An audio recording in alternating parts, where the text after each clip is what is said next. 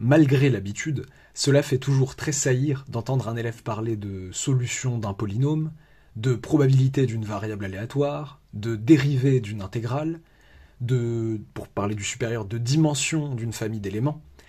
Quel est le point commun à toutes ces expressions farfelues? Eh bien, il se trouve dans l'attribution d'un qualificatif ou d'une caractéristique à un objet qui ne sied pas à la nature de cet objet, que cet objet ne mérite pas en quelque sorte. On parle de solution pour une équation, pour une inéquation, plus généralement pour un problème. Et un polynôme n'est pas un problème, bien qu'il puisse vous en poser. Une variable aléatoire, eh bien, ce n'est pas un événement pour que vous puissiez calculer sa probabilité. Si x est votre variable aléatoire, si grand X est votre variable aléatoire, vous pouvez par exemple, en fonction du contexte, nous parler de la probabilité P de x égale 5, la probabilité de l'événement x égale 5. Quand est-ce qu'on parle de dérivée? Pour une fonction déjà. On parle de dérivée pour une fonction. Si vous posez la fonction qui à x associe l'intégrale, je dis n'importe quoi, de 1 à x, de f de t dt, où f est une fonction définie au préalable, là vous pouvez vous poser la question de sa dérivabilité avec certaines hypothèses, etc. Mais me parler de dérivée d'une intégrale comme ça, en tant qu'objet, objet brut, ça n'a pas de sens. Et enfin, pour le dernier exemple pris dans le supérieur, vous voulez plutôt, quand vous parlez d'une famille d'éléments, plutôt que de sa dimension, vous voulez en fait très souvent parler de son cardinal, autrement dit de son nombre d'éléments. Et la confusion que vous faites, c'est en parlant de dimension ici, en fait, vous sous-entendez la dimension du sous-espace vectoriel engendré par cette famille de vecteurs, quand vous parlez de famille de vecteurs. Pourquoi entend-on souvent ce genre de qualification inappropriée de la part des élèves à l'oral? Pourquoi les rencontre-t-on aussi dans leurs écrits, même si c'est un petit peu plus rare?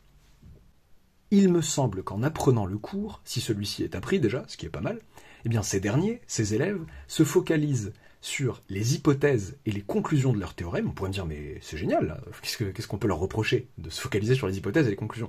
Oui, mais il me semble que parfois c'est au détriment d'une question initiale qui est celle de la nature des objets intervenant dans les hypothèses, dans les conclusions et des relations entre ces objets. Un petit peu comme en grammaire. Se poser la question de la nature de chaque objet et des relations qui lient tel objet à tel autre objet. On pourrait se dire, mais c'est trivial ça de se poser cette question. Oui, mais beaucoup d'inadéquations à l'oral, pas d'erreurs, mais enfin d'erreurs assez spécifiques qui sont plutôt des inadéquations, c'est pas un oubli d'hypothèse, c'est pas dire continu implique dérivable plutôt que dérivable implique continu, non. Là je parle de situations où l'élève parle carrément décrit de manière complètement inadéquate un objet.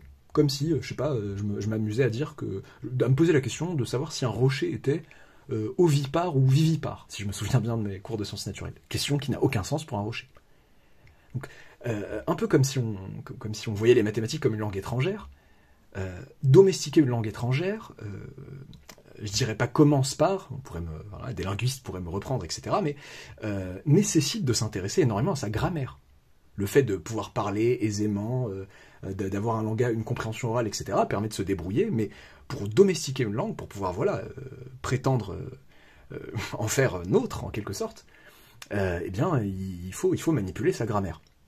Il faut comprendre la nature. Voilà, la nature, ma métaphore, c'est cette nature de chaque objet manipulé et les relations qui lient ces objets entre eux. Ça peut paraître trivial de dire ça comme ça. Certains élèves sont capables, par exemple, de vous utiliser le théorème des valeurs intermédiaires sans à aucun moment ne faire intervenir une fonction. Vous pourriez dire, attendez, mais comment ça se fait?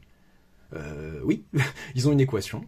Il n'y a pas de fonction posée par l'énoncé. Ils se rendent bien compte qu'avec le théorème des valeurs intermédiaires ou son corollaire, ils vont pouvoir justifier peut-être l'existence ou en fonction l'unicité d'une solution à cette équation dans un intervalle donné.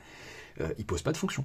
Ils disent pas soit f la fonction définie par machin, je vais vérifier que blablabli blabla. Ils peuvent de manière indirecte vérifier les choses, mais sans jamais parler de fonction.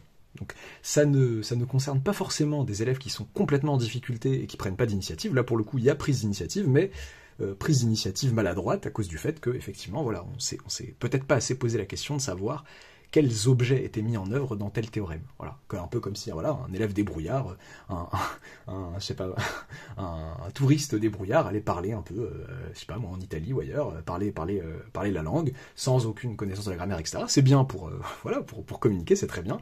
Mais maintenant, si vous êtes jugé à l'écrit ou à l'oral sur votre capacité à bien formuler vos idées, etc. Bon là, ça va vous poser problème.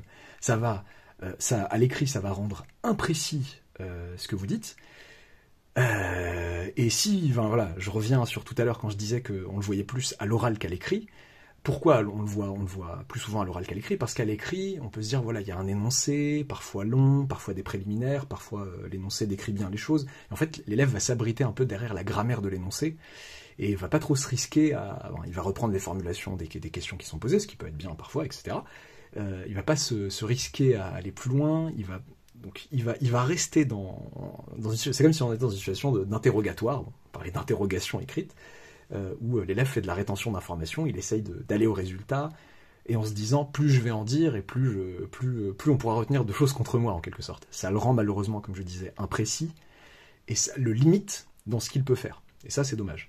Et ce qui peut être esquivable à l'écrit en termes d'exposition, enfin, on s'expose un peu moins, on évite voilà, de montrer qu'on a mal compris tel ou tel concept, eh bien à l'oral, ça devient flagrant pour le coup. Pour le coup, un manque de coopération à l'écrit peut parfois être moins visible que la même chose, que la même situation à l'oral. Cette question de la nature des objets mis en jeu et des relations qu'ils entretiennent devient une question de survie si vous voulez continuer les mathématiques dans le supérieur, et notamment si vous comptez croiser de l'algèbre linéaire, des espaces vectoriels.